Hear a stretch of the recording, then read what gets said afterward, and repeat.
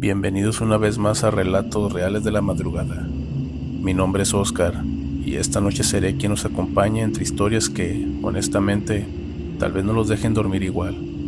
Pero antes de comenzar, me gustaría que me dejaran en los comentarios desde qué ciudad y qué país nos están escuchando y a qué horas.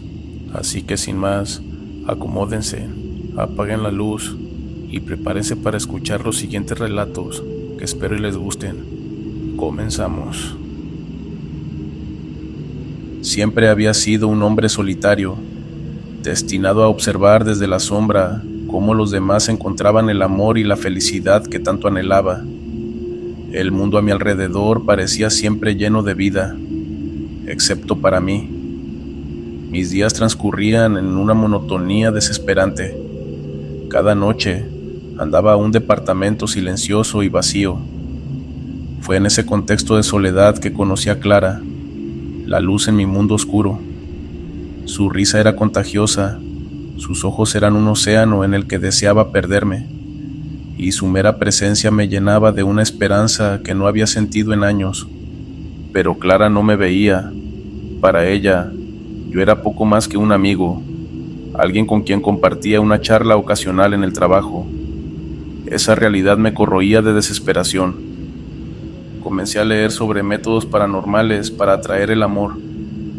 La idea me parecía absurda, una fantasía de mentes débiles, pero en mi desesperación, cualquier esperanza, por pequeña que fuera, era suficiente. Una noche, después de semanas de insomnio y pensamientos obsesivos, decidí que ya no podía soportarlo más. Recordé un viejo libro que había encontrado en una tienda de antigüedades. Un libro que hablaba de la Ouija y su poder para contactar con el más allá. Me dije a mí mismo que era solo un juego, un experimento sin riesgo real, una manera de poner a prueba mis límites.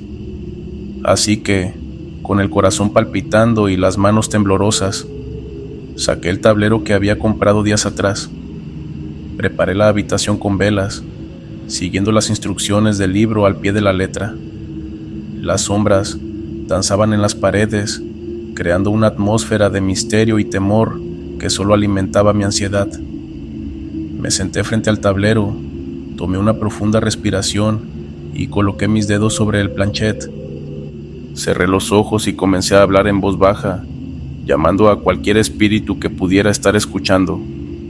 Al principio, nada sucedió. El silencio era absoluto, roto solo por el crepitar de las velas. Empezaba a sentirme ridículo, pensando que todo era una pérdida de tiempo. Pero justo cuando estaba a punto de rendirme, el planchet se movió. Al principio pensé que era mi imaginación, un deseo tan fuerte que había influenciado mis manos. Pero el movimiento se hizo más claro, más firme. Formulaba letras, formando un nombre: Azrael. Mi corazón latía desbocado. Azrael, el ángel de la muerte. Sentí un escalofrío recorrer mi cuerpo, pero la desesperación era más fuerte que el miedo. Le pregunté a Azrael si podía ayudarme, si podía hacer que Clara me amara. Hubo una pausa, una sensación de expectativa que llenó el aire, y luego el planchet se movió otra vez. Sí, pero a un precio. No pensé en las consecuencias. No pensé en lo que podría significar pactar con una entidad como Azrael. Solo quería a Clara. Así que acepté el precio, sin saber cuál sería, sin importarme realmente. En ese momento, lo único que importaba era el amor que tanto deseaba. Los días siguientes fueron extraños. Clara empezó a notarme más, a buscar mi compañía. Al principio creí que era coincidencia, pero la intensidad de sus sentimientos crecía con cada día que pasaba. Lo que había deseado con tanta desesperación se estaba haciendo realidad. Pero algo no estaba bien. Clara no era ella misma. Su amor, aunque apasionado, era posesivo y oscuro.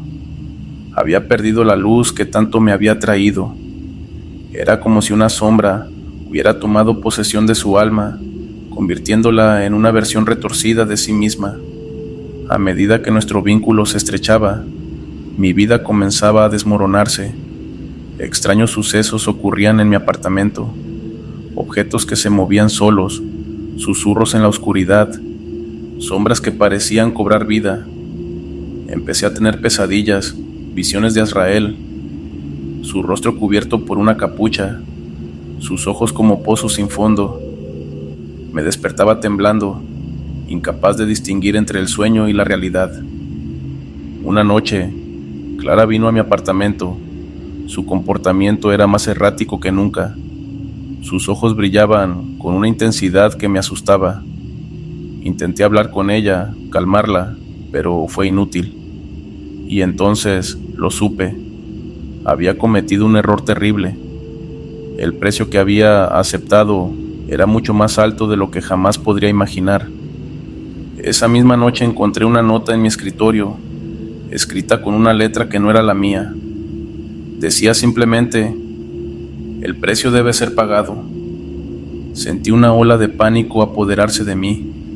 Sabía que Azrael vendría por mí, que mi alma estaba condenada. Intenté destruir el tablero, romper el vínculo, pero fue inútil. Cada vez que lo destrozaba, volvía a aparecer intacto en el mismo lugar. La presencia de Azrael se hacía cada vez más fuerte. Podía sentir su aliento frío en mi nuca, susurrando promesas de sufrimiento eterno. Las pesadillas se convirtieron en mi única realidad, y mi mente empezó a quebrarse. Clara desapareció un día, sin dejar rastro. Pregunté en todas partes, hablé con nuestros conocidos, pero era como si se hubiera desvanecido en el aire. La culpa me consumía.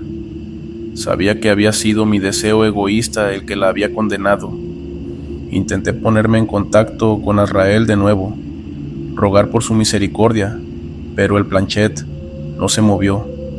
Estaba solo, atrapado en una pesadilla de mi propia creación. Una noche, cuando la desesperación alcanzó su punto máximo, decidí que la única forma de escapar era terminar con todo. Subí a la azotea del edificio, el viento frío azotando mi rostro.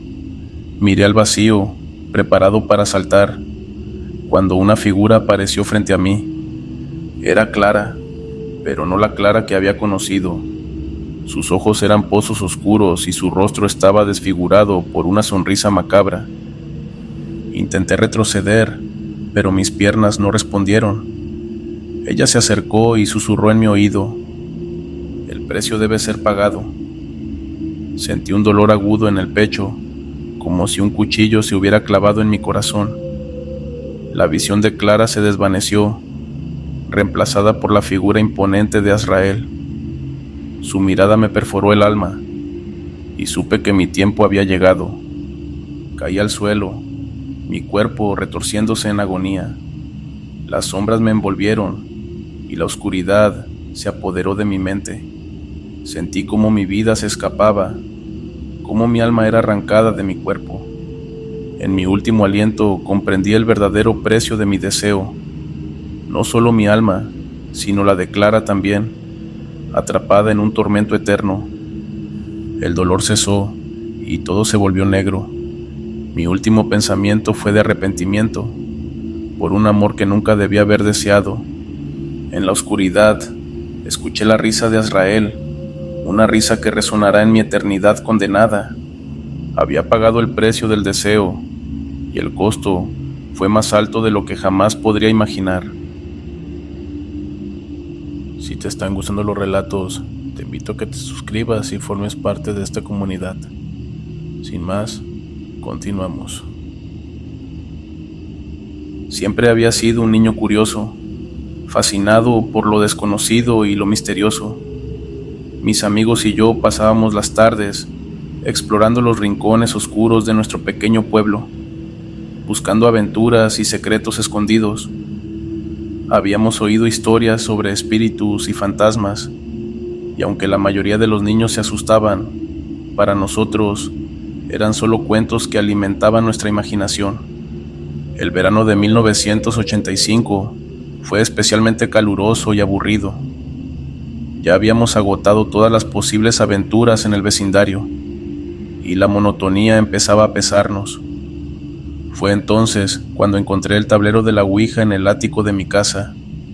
Estaba cubierto de polvo y olvidado, como si alguien hubiera querido enterrarlo en el pasado. Mi abuela siempre decía que el ático estaba lleno de cosas de otros tiempos, pero nunca imaginé hallar algo tan intrigante.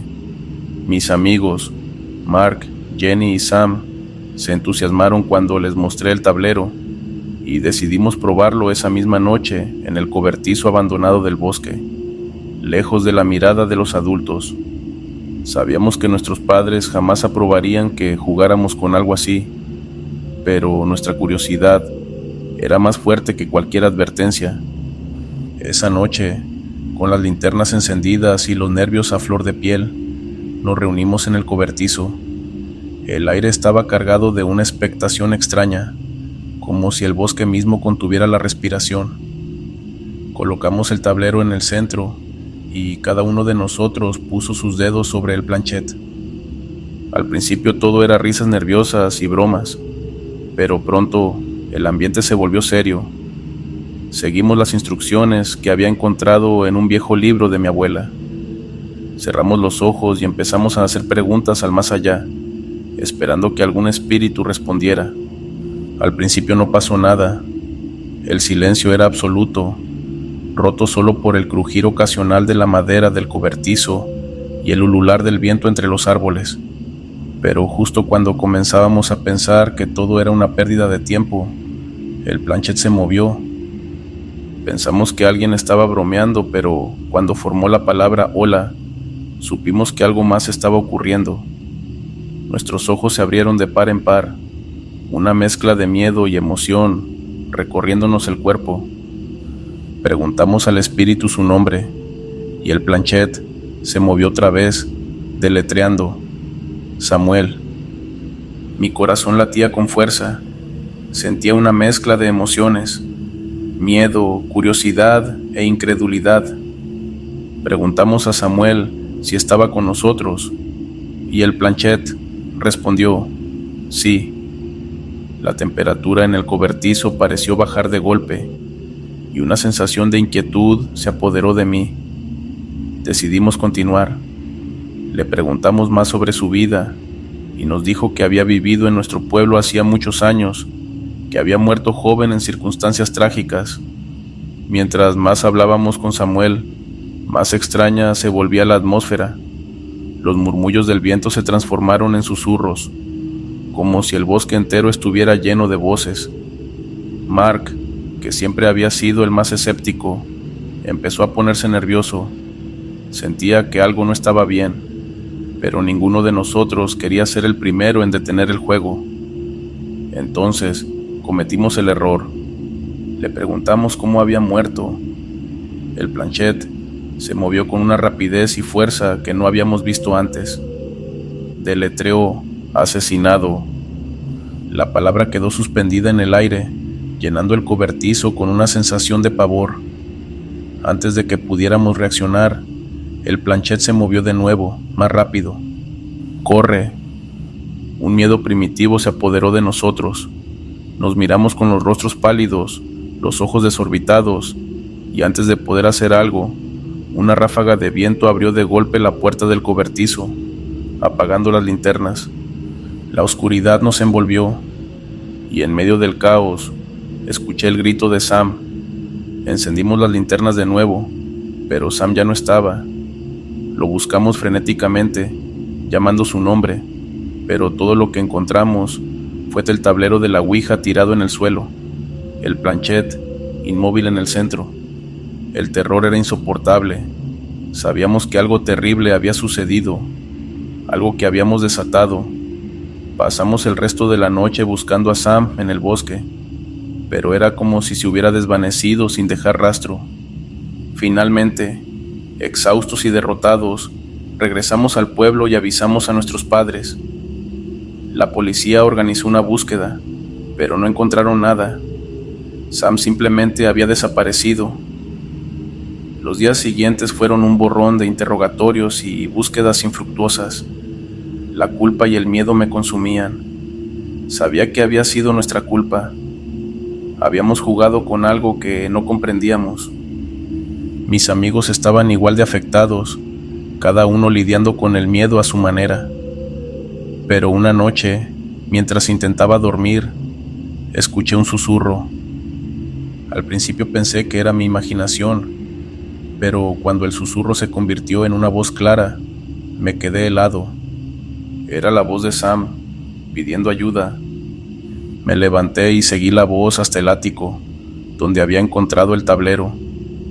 La voz se hacía más fuerte, más desesperada.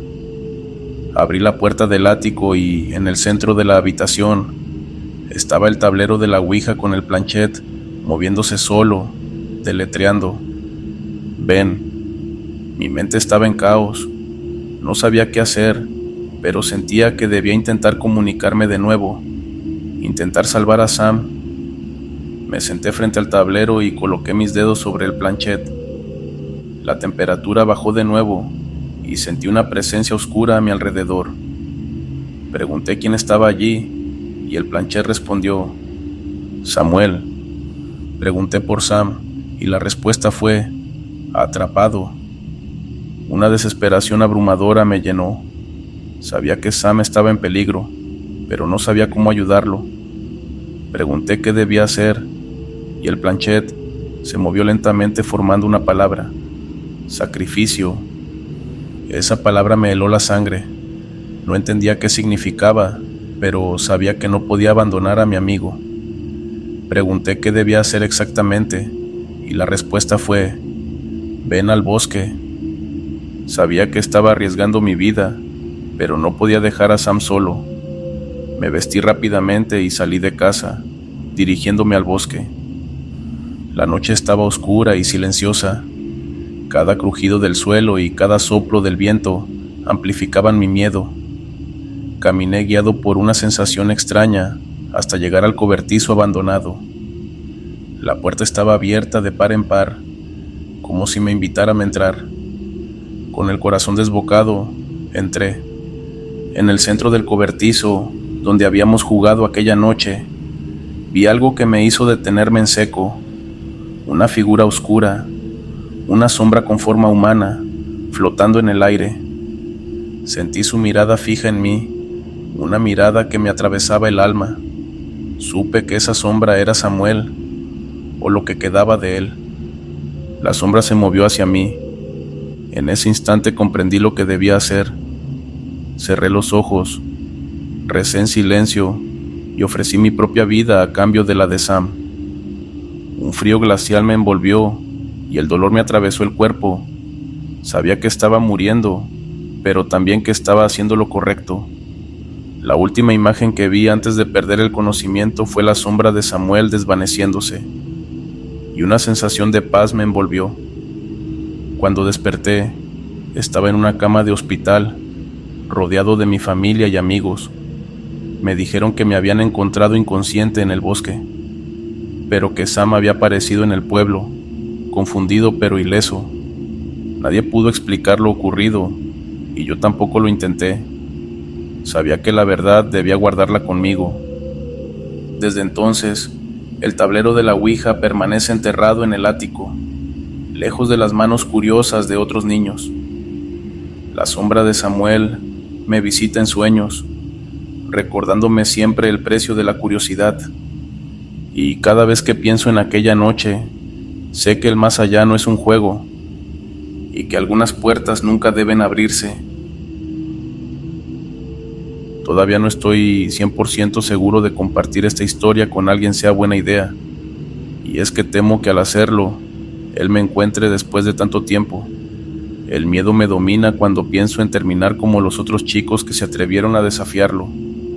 Pero bien, no lo voy a pensar más y contaré todo, sin obviar ningún detalle, para que otros no cometan el mismo error que nosotros. Y espero que el hacerlo no me traiga consecuencias, pero esta noche quiero echar todo fuera, para ver si de esa manera logro aligerar la carga de todos estos años. Mi nombre es Víctor, y en mis tiempos de adolescente fui el clásico indeseable de la preparatoria. Me caracterizaba por mi forma de ser burlona, y hasta, muchas veces, abusiva con los más indefensos. Amante del bullying, y del maltrato a los demás. En ese tiempo tenía solo 2 amigos, Javier y Arturo. Ellos eran de la misma estirpe que yo, aunque se relacionaban mucho mejor con los demás, porque sus defectos no llegaban al límite como los míos. Recuerdo que una vez entró un chico nuevo a la preparatoria, Damián, creo que se llamaba. Este chico tenía todas las características para ser centro de burlas en el colegio, y yo no podía pasar eso por alto. Era campesino, extremadamente delgado y, como si fuera poco, moreno. Pero las cosas no me salieron como esperaba, y es que Damián resultó ser demasiado para mí.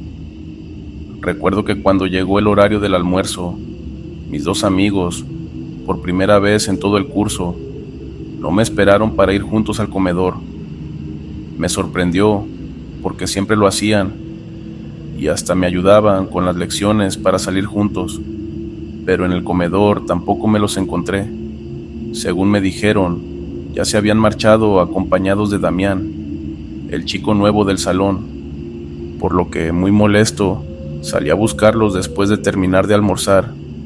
Habían herido mi orgullo de líder rebelde y pensaba, garantizar que es real y hasta puedes sentir las manifestaciones a tu alrededor, decía Damián.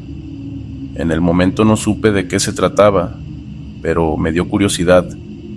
Me mantuve allí, casi sin respirar, para que no descubrieran que estaba detrás de un árbol. Yo quiero jugar. ¿Cómo le hacemos?, dijo Javier. Eso no es así como ustedes creen. Esta noche voy a hablar con los espíritus y, si me dan su aprobación, mañana traigo la tabla y jugamos en este mismo horario, respondió Damián en tono bajo, pero lo suficiente para que yo lo escuche. Amigos, no se dejen engañar. Este tipo es un farsante. Eso de la ouija es puro cuento, exclamé saliendo de atrás del árbol. Caminé directo hacia ellos. Ese tipo, con sus cuentos de muertos y espíritus que se revelan a través de una tabla de madera, me estaba arrebatando a las únicas 2 personas que me toleraban en toda la escuela. Me paré muy cerca de él, de manera desafiante, mirándolo fijamente a los ojos, intentando hacerlo retroceder, pero no lo logré. El chico delgado, que parecía débil, se me encaró dejando claro que no sentía miedo alguno. ¿Tú no crees en los muertos de la ouija y en sus poderes?, me dijo pegando su pecho al mío. No, tú no eres más que un farsante, y esos muertos de los que hablas son puros cuentos. Pero bueno, dices que mañana vas a traer esa tabla a la escuela. Pues aquí nos vemos. Si la traes, a lo mejor te desenmascaro delante de todos, le respondí riendo, con clara intención de hacerlo retractarse. Pero no lo hizo. Tengo una mejor idea, dijo. Esta noche mis padres van a demorar en el trabajo. Si quieren, vengan los 3 a mi casa y jugamos allí. Ya te digo, si tú quieres, aunque no estoy seguro de que tengas el valor. Aquella mirada de desafío lanzada directo a mi cara me ardió el orgullo, y no podía decir que no, aunque ahora sé que hubiera sido lo más sensato. Después de cerciorarme de que mis padres dormían, me escapé de la casa. Mis amigos me esperaban al frente, para juntos ir hasta la colonia, donde vivía Damián, y aceptar el reto de jugar con su ouija a esa hora de la noche. Por suerte, la colonia no estaba tan lejos, apenas 1 kilómetro después del pueblo, pero ese tramo era una carretera totalmente oscura. Desde el momento en que comenzamos la travesía, ya me sentía sugestionado. Mientras Javier y Arturo conversaban animados, yo estaba en alerta, porque escuchaba sonidos que salían de la oscuridad. ¿Escucharon eso?, pregunté. Ellos hicieron silencio un momento y luego continuaron. Dijeron que solo eran insectos, pero no estaba tan seguro. Esa opresión que me envolvía, la sensación de ser observado desde la maleza, todo me gritaba que me regresara, pero no lo hice. Llegamos a la casa de Damián. Nos esperaba mirando por la ventana. Nos llevó al piso de arriba, donde había puesto 4 sillas en círculo. Vayan sentándose, Voy a buscar la tabla. ¿Todavía quieren jugar? Los tres asentimos, aunque ya no estaba tan seguro. Volvió con una tabla enorme, toda pintada de negro con letras en tonos claros. Nunca había visto algo así. Era majestuosa, pero sentía que esa noche no terminaría bien. Damián colocó la tabla y me dijo que pusiera las manos encima. Quería que yo fuera el primero, para vengarse de lo que pasó en la escuela. Dudé, pero Arturo dijo que él lo haría primero. Así que se acomodaron y comenzaron. Hola, saludaron al tablero. La tabla respondió. Mis amigos se miraron sorprendidos. Las respuestas eran coherentes, como si realmente alguien o algo les hablara. Yo no creía en esas cosas, pero cuando vi los ojos de Arturo, fijos, sin parpadear, mirando la pared, lo supe. Algo estaba muy mal. Una energía fuerte salió de la tabla y me agarró las manos. No podía soltarme. Javier gritaba. Damián estaba igual que Arturo, con la mirada perdida. Logramos liberarnos y la tabla cayó, partiéndose en dos. Del interior salió un engendro, un demonio horrible que comenzó a perseguirnos. No tenía pies, flotaba. Corrimos escaleras abajo, directo a la calle. No sé cuándo, pero Javier se separó de mí. Corrí por la carretera oscura, sin mirar atrás. Me crucé con un auto. Eran los padres de Damián. Gritaron mi nombre, pero no me detuve. Seguí corriendo hasta llegar a mi casa. Esa noche no dormí. El miedo y la preocupación me tenían paralizado. Pensaba en mis amigos y en él.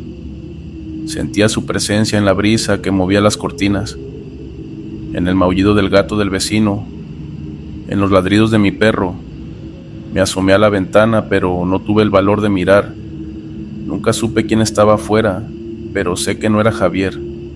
Después de esa noche nunca se supo de él. Solo hallaron su ropa manchada de sangre. Damián y Arturo quedaron como aquella noche, con la mirada fija.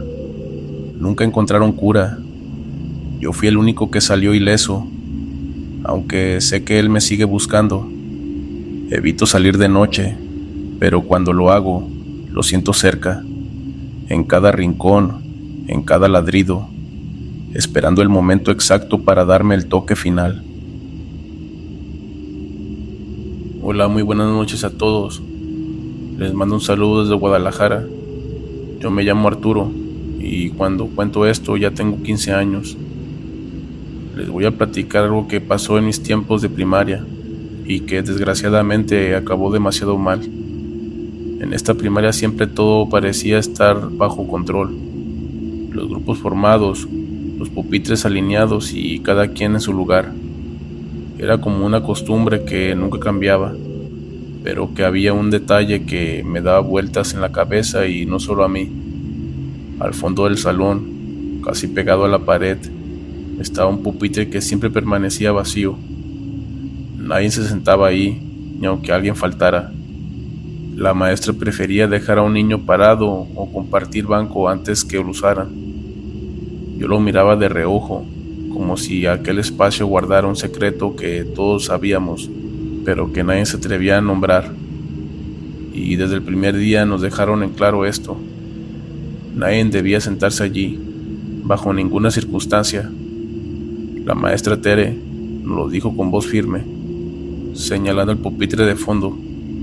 No dio ninguna explicación, y aunque nos quedamos con muchas dudas, ninguno de nosotros preguntó nada. Éramos niños, sí, pero no tontos. Cuando los adultos hablaban así, uno entiende que no es broma. Aún así, obedecíamos, entre la oscuridad y un miedo silencioso. Con el tiempo, comenzaron a circular rumores entre nosotros, pues decían que los que se atrevían a sentarse enfermaban a los pocos días, y otros aseguraban haber escuchado toses en medio de la clase, como si vinieran de ese rincón vacío. Incluso había quienes contaban que, al despertar, amanecían con moretones en los brazos después de haberse acercado demasiado. Nadie sabía de dónde salían esas historias, pero todos las repetíamos como si fueran verdades. Había niños valientes, o mejor dicho, tercos, que de vez en cuando se acercaban, ponían la mano en el pupitre y algunos hasta se sentaban unos segundos, muertos de risa, como si quisieran demostrar que nada pasaba, pero que ninguno se quedaba ahí demasiado tiempo.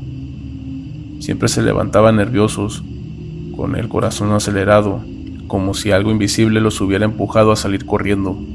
Yo lo observaba mucho y descubrí que ese pupitre era distinto. Se veía viejo y con rayones tan profundos que parecían hechos con furia. Los tornillos estaban oxidados y la madera tenía manchas oscuras que jamás se quitaban, por más que pasaran el trapo. Parecía sucio, como si estuviera impregnado de algo que no era polvo ni mugre, sino otra cosa más difícil de explicar. Nunca olvidaré algo que pasó con uno de mis compañeros. Por juego, se sentó ahí unos segundos y al principio no pasó nada, pero semanas después empezó a faltar seguido. Nos dijeron que tenía una fiebre inusual. Lo esperábamos, pensando que volvería, pero un día simplemente dejó de aparecer. Nadie volvió a saber de él. Los maestros evitaban hablar del asunto y si alguien preguntaba, fingían que eran solo supersticiones de niños. Se reían nerviosos o cambiaban de tema, como si ocultaran algo. Eso, lejos de tranquilizarnos, nos hacían sentir que había una verdad mucho más grande detrás de todo esto. Hasta que un día la directora se acercó a nosotros, los mayores, y por primera vez se rompió el silencio. Nos habló en voz baja, casi como si le pesara lo que estaba a punto de decirnos, y nos confesó que muchos muebles de la escuela habían sido donados, pero que ese pupitre en especial tenía un origen distinto. Venía de un internado que en los años 80 había vivido una tragedia espantosa, y allí dijo que se había desatado un brote de ébola. Los maestros, aterrados y sin saber qué hacer, tomaron la decisión más cruel.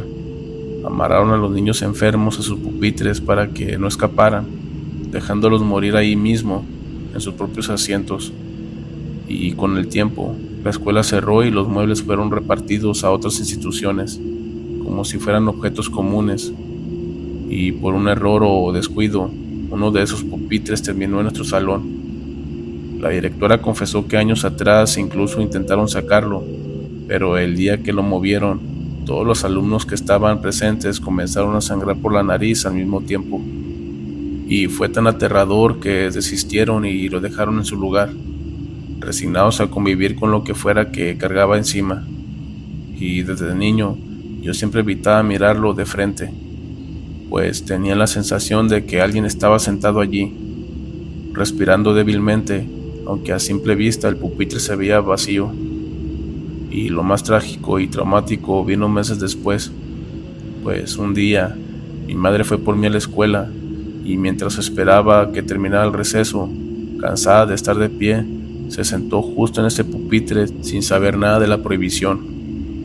Y cuando la vi, sentí un escalofrío aterrador. Quise gritarle que se levantara, pero me paralizó el miedo. Pensé que se burlarían de mí si decía algo, y así que guardé silencio, sintiendo como un calor insoportable me recorría por todos los nervios. Semanas después, mi madre comenzó a enfermar. Tuvo dolores internos cada vez más agudos. Los médicos no podían explicarlo. Revisaban, hacían estudios y nunca encontraban la causa. Y al final, y escribo esto con mucha tristeza e impotencia, ella murió por hemorragias internas en el intestino. Los doctores se quedaron sin respuestas, como si algo invisible la hubiera destruido desde dentro. Desde entonces, cargo con esa culpa, y yo nunca me perdonaré no haberle advertido el día en que la vi sentarse allí. Y ahora, antes de parar esto, solo me queda decir algo importante, y en especial si es que hay algún joven o niño escuchando esto, aunque espero que no. Algunos creen que las historias de las escuelas son inventos para asustar a los niños, pero yo perdí a mi madre por no tomar en serio una, y si algún pupitre, algún rincón o algún lugar está prohibido, créanlo, a veces las leyendas son más reales de lo que parecen.